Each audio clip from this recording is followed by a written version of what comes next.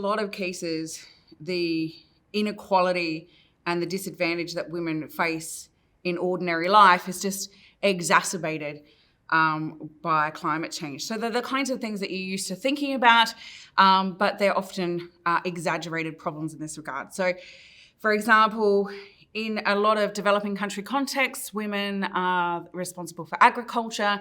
They do a lot of the labour associated with food production and so forth, quite often responsible for feeding families and so forth. So with climate change and that affecting food security, of course, that impacts upon women differently.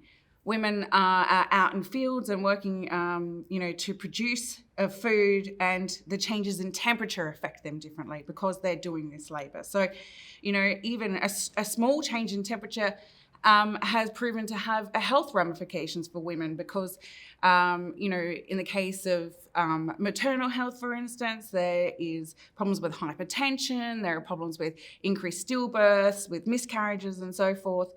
And as well, because women tend to put themselves last when it comes to feeding their family, this means that they're getting less food because of climate change, or they're getting less variety of food, and therefore they're not getting the nutritional intake that they need.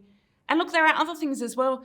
It's really quite surprising when you look at the data, or at least I found it surprising and concerning, that there's actually a really strong correlation between natural disasters and spikes in violence. And this is not dissimilar to conflict situations where women are more vulnerable to violence because of the general chaos of the situation, because they might have become homeless through a natural disaster and therefore more vulnerable, or they may have lost their form of income, which kind of forces them into vulnerable forms of earning money and so forth. But then, of course, there's also the violence associated with opportunity and the lack of rule of law, depending, of course, on the natural disaster.